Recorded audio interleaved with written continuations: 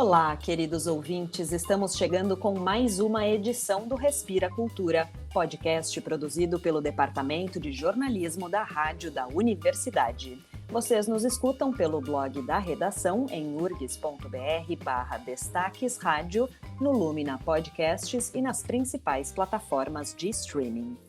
Eu sou Liz de Bortoli e hoje apresenta comigo a jornalista Mariana Cirena para falarmos sobre a nova sede do MAC-RS e trazermos uma pesquisa sobre os impactos da pandemia nos museus brasileiros.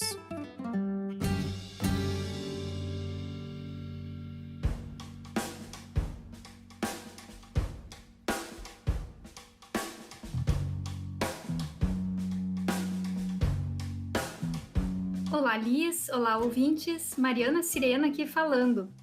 Um museu de portas abertas para a rua e para a cidade. É assim que o Museu de Arte Contemporânea do Rio Grande do Sul tem pensado a sua nova sede.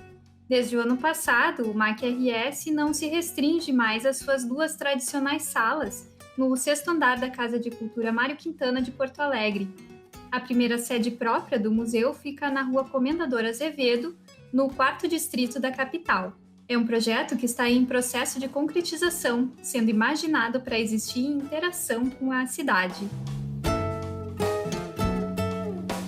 Nada mais apropriado do que a primeira ocupação artística individual nesse novo espaço se chamar Imagine Mais. É uma instalação de Ana Mahler que foi inaugurada no último sábado e que utiliza o material de uma instalação anterior da artista.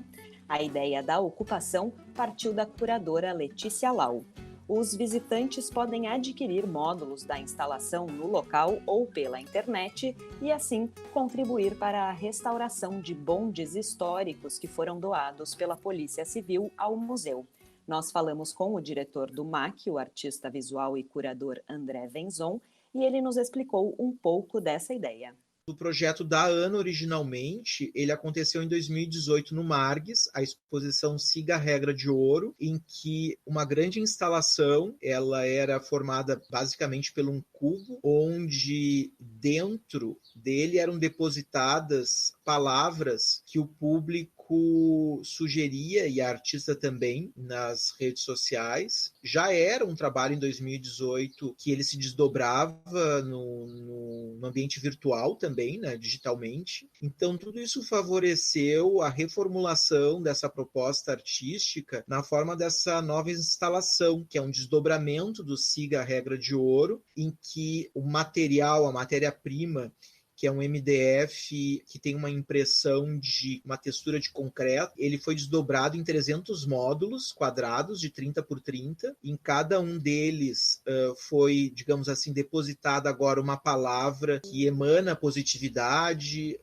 Então, são várias palavras, são 22 no total, entre amor, diversidade, sonhos, liberdade, sempre precedidas do sinal mais, aliás, antecedidas do sinal mais, né? Então, mais amor, mais liberdade, mais diversidade.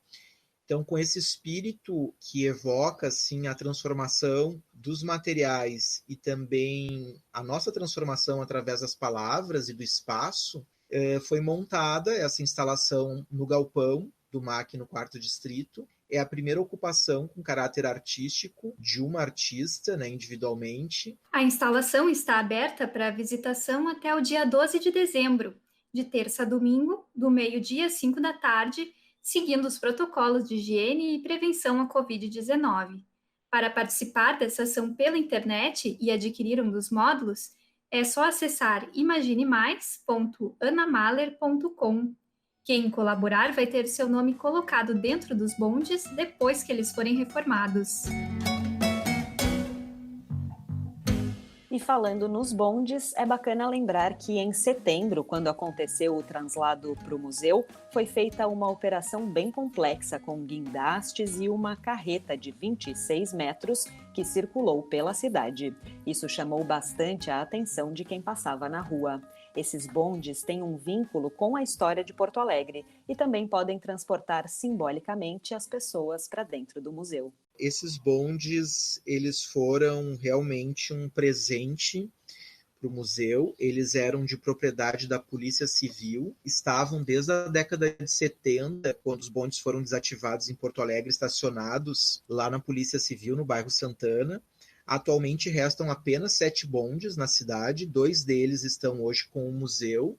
Nós temos também um no Museu da Carris, temos um no Museu Joaquim Felizardo, Museu de Porto Alegre, mas esses bondes no MAC, eles se revestem de um novo significado, porque até pela grande operação de deslocamento deles através do centro histórico, em setembro, nós ressignificamos desde esse movimento a ideia de usar esses veículos agora para transportar o público ao museu e à arte contemporânea, porque eles são objetos históricos, né? Tem quase 100 anos, eles têm mais de 90 anos, foram fabricados nos Estados Unidos, e eles vão ser, um deles vai ser restaurado para ser uma sala que permita a exibição com bancos similares, né, aos bancos originais, uma sala de projeção para o público ver vídeos educativos, tanto de educação patrimonial, né, como esse vídeo que conta a história dos bondes e do translado deles para o museu, como outros vídeos de arte e educação.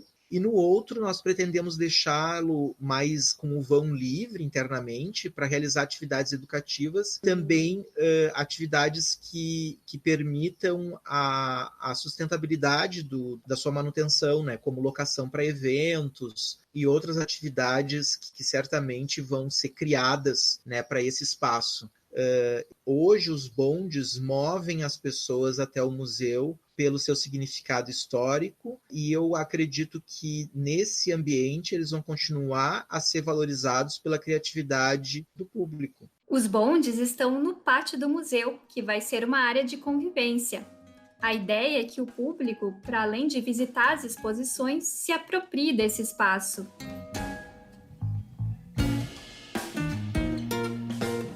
A área edificada que vai receber as mostras de arte é um galpão de mais ou menos 70 anos. A fase atual das obras no prédio é de regularização do piso, adequação de banheiros, pintura interna e outros revestimentos. Mas o projeto não se limita ao básico para que se realizem atividades culturais. Agora que o MAC-RS finalmente tem a sua casa, é hora de pensar um projeto de museu mais amplo, com a arquitetura integrada a esse projeto.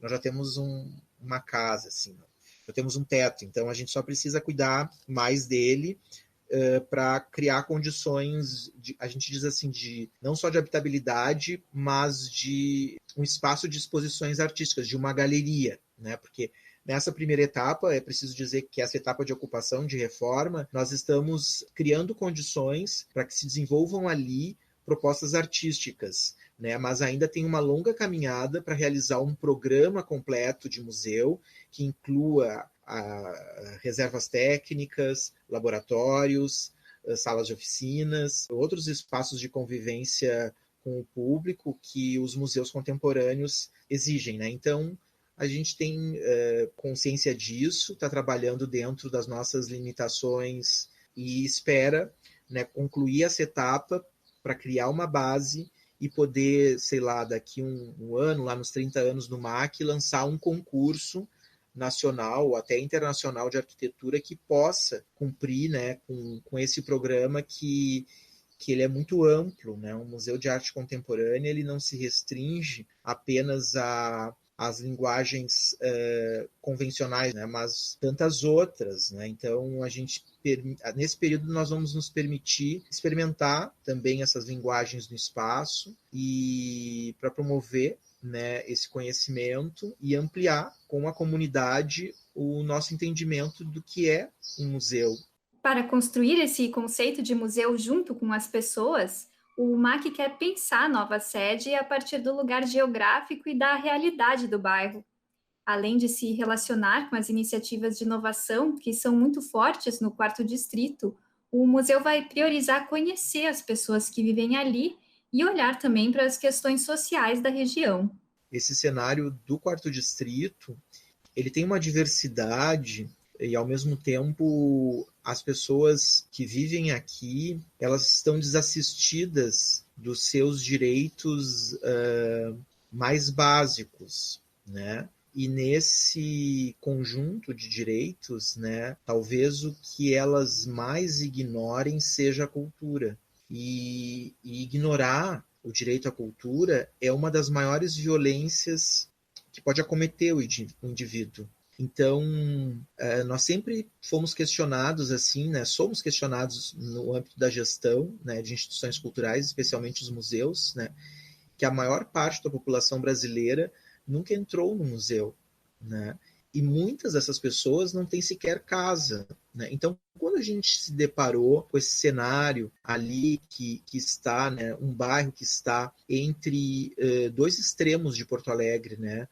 Um que nós podemos observar dali mesmo da rua Moinhos de Vento, um bairro nobre, a poucas quadras dali, e no mesmo alinhamento, no outro extremo, em direção ao rio, tantas comunidades que estão à margem, né, que estão em vulnerabilidade social, que não têm o básico do básico.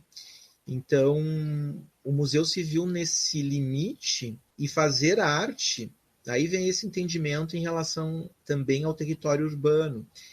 Fazer arte, especialmente arte contemporânea, também é estar no limite, é transpor limites. Então, nós nos colocamos ali como um limite a ser transpassado por ambos os lados. E talvez, né, desse encontro se consiga debater mais sobre a cidade, né? Então, nós começamos a partir do bairro, mas nós queremos ser um museu da cidade, nós queremos ser um museu do Estado, para ser um museu conhecido no Brasil, né, e que está no mundo, na América Latina e no mundo. Então, talvez, né, a nossa ideia é que, sendo um museu do bairro, talvez nós possamos ser mais um museu de arte do Rio Grande do Sul.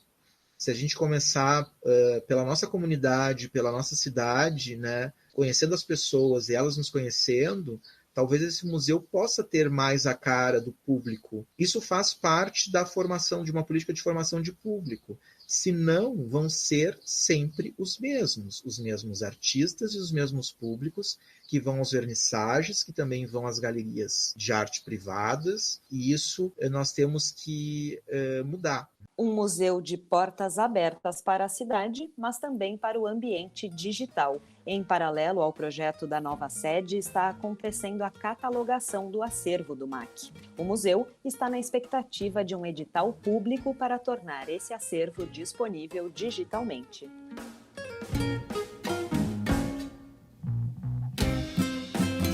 Enquanto isso, o museu já está fazendo iniciativas nas redes sociais, como a série de postagens da exposição 47%, Artistas Mulheres no Acervo do MAC-RS. Essa mostra estava prevista para 2020 na sede histórica, na Casa de Cultura Mário Quintana, mas foi adiada em função da pandemia. Ela ainda vai acontecer presencialmente, mas já começou no Instagram, com o compartilhamento das obras das artistas participantes. A catalogação do acervo é uma das prioridades da gestão do museu, também para que se consolide essa relação com o ambiente digital. O André Venzon nos falou sobre a importância do projeto. Nós sabemos que falta muito, né, para garantir o acesso aos nossos acervos, né, e esperamos realmente realizar essa catalogação de acervo do MAC para disponibilizar 100%, né, assim como outros acervos já estão disponíveis digitalmente, essa coleção que é valiosíssima. Hoje são mais de 2.000 obras, né, e é impossível a população, né, ignorar, né, não fazer uso desse patrimônio público por mais tempo. Então, por isso que a gente tem até os 30 anos para conseguir compartilhar isso, e são artistas que estão aí, né, são artistas do nosso tempo, são imagens, né, de obras que nós precisamos conviver com elas, né, para entender o nosso mundo. Então, isso é que eu ressalto, né, da importância do acesso aos acervos de arte contemporânea, né, para que a gente possa realmente trabalhar com eles junto ao público que realiza pesquisa nas universidades e que precisa dessas referências, também o público do ensino médio e até mesmo fundamental, né? Porque a arte contemporânea ela dialoga pela sua diversidade, pela sua riqueza de abordagens pedagógicas com todos, né? Então isso é uma convicção que a gente tem que o acervo deve estar acessível até o final dessa gestão. Lendas e afins, fogo de vela e flores de lis, onde a história é feliz e o pintor é aquele na tela. Bom, e falando de museus, com essa baita dica sobre a reabertura em nova sede do MAC-RS, uma outra iniciativa nos chamou a atenção. O ICOM Brasil, Comitê Brasileiro do Conselho Internacional de Museus, divulgou uma pesquisa chamada Desafios em Tempos de Covid-19, feita com profissionais e públicos de museus. A proposta da pesquisa, além de retratar os impactos da pandemia no setor, também buscou caminhos e tendências possíveis para o futuro dessa área. Foram 2 etapas, uma com os profissionais, outra com os públicos. Na primeira etapa, participaram 1.039 profissionais, que apontaram, entre outras coisas, como tem se sentido em relação à pandemia. As respostas mostram, por exemplo, que 44% deles se sentem ansiosos e 30,6% angustiados em relação ao futuro profissional. A maior parte desses que se sentem emocionalmente fragilizados trabalham em áreas educativas. Outro dado é que 1/3 dos profissionais sofreu redução do salário e quase 20% deles foram demitidos durante a pandemia. Sobre as expectativas e sugestões sobre a tendência do setor, os participantes da primeira etapa da pesquisa demonstraram um desejo por ações futuras que aumentem a relação dos museus com suas comunidades. Eles também apontaram algumas tendências, como um futuro mais digital e novas práticas de trabalho, combinando atividades presenciais e remotas. A pesquisa mostra uma nuvem de palavras com as mais citadas pelos entrevistados no que diz respeito ao que será o museu pós-pandemia, e as mais relevantes foram inclusivo, digital e humano. Já na segunda etapa da pesquisa, com o público que frequenta os museus, foram 4.210 respondentes, a grande maioria residentes de capitais. Vemos que quase 1/3 dos pesquisados responderam que museus são, prioritariamente, lugares de conhecimento, mas menos de 3% consideram os museus como lugares de turismo e diversão. Mais da metade dos entrevistados respondeu que não participou de nenhuma atividade digital promovida por qualquer museu, mesmo estando ativos na internet e buscando atividades virtuais prazerosas. As atividades online mais acessadas pelos participantes foram aulas, cursos, oficinas ou webinários, com 71,4% das respostas. Em seguida, as lives de artistas ou de eventos culturais, debates, reuniões e discussões ficou em terceiro lugar e 1/3 respondeu que fez visitas virtuais às exposições e museus. Esses conteúdos foram mais acessados pelo YouTube e pelos sites próprios de cada museu. Sobre as ideias e sugestões dadas pelo público, foram quase 3.000 respondentes, o que mostra que o público tem muito a dizer.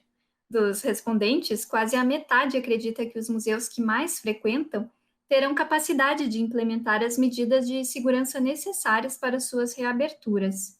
Assim como os profissionais dos museus, o público também demonstrou a importância da melhoria da relação dos museus com as comunidades em que estão inseridos, com destaque para projetos digitais e educativos e ações para ampliar a acessibilidade. O público também apontou mudanças que tornariam os museus mais interessantes, como serem mais diversos e inclusivos, apoiarem causas sociais da sua comunidade, incluindo artistas locais, e ampliarem e diversificarem a programação, tratarem de temas e pautas sociais e políticas importantes, como racismo, feminismo, desigualdade de gênero, etc., e ainda serem menos formais e mais divertidos. Os entrevistados também destacaram que a programação dos museus deveria ser mais barata ou gratuita. Entre as palavras que definem o Museu do Futuro, os participantes responderam: acessível, aberto, interativo, inclusivo, digital e inspirador. Quem quiser saber mais sobre a pesquisa e acompanhar os resultados completos, basta acessar o site do ICOM, que está na descrição deste programa. E para o nosso momento de leitura de hoje, pensando na relação da arte com a cidade, trouxemos um trecho do livro Empoderadas pela Arte, 5 mulheres da periferia com vidas transformadas pelo grafite, de Uli Campos.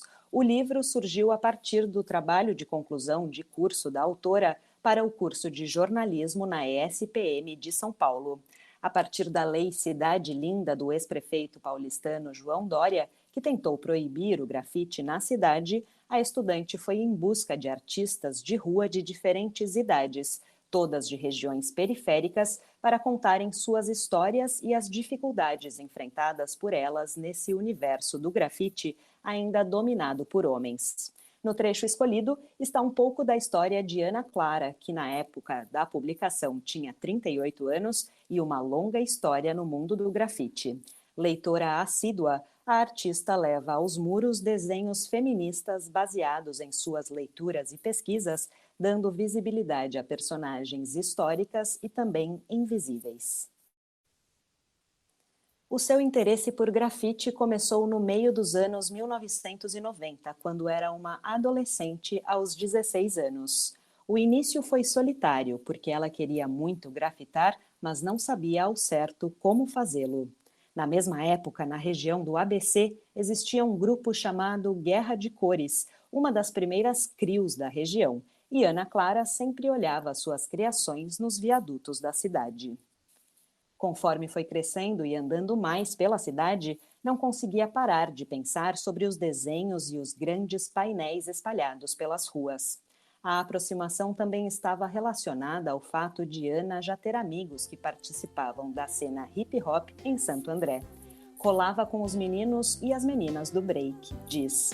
A região do ABC sempre foi referência em produção de grafite e do movimento hip-hop, além de ser um dos berços das famosas posses, grupos que reuniam MCs, DJs, b-boys e grafiteiros, mas onde a presença da mulher era quase nula. Apagaram tudo, pintaram tudo de cinza. A palavra no muro ficou coberta de tinta. Apagaram tudo, pintaram tudo de cinza. Só ficou no muro tristeza e tinta fresca. E assim, o Respira Cultura de hoje se encerra por aqui. O programa foi produzido pelo Departamento de Jornalismo da Rádio da Universidade, teve as apresentações de Mariana Cirena e Liz de Bortoli e edição de André Grassi. Na trilha sonora de hoje, Artístico, de Sérgio e Clarice Assad, Rupestres do Futuro, de Rodrigo Nassif e Quarteto e Gentileza, da Marisa Monte. E não esquece de compartilhar o Respira Cultura de hoje e de seguir a Rádio da Universidade nas redes sociais para não perder nenhum conteúdo. A gente volta na próxima sexta-feira pela manhã. Até lá! Amor, palavra que me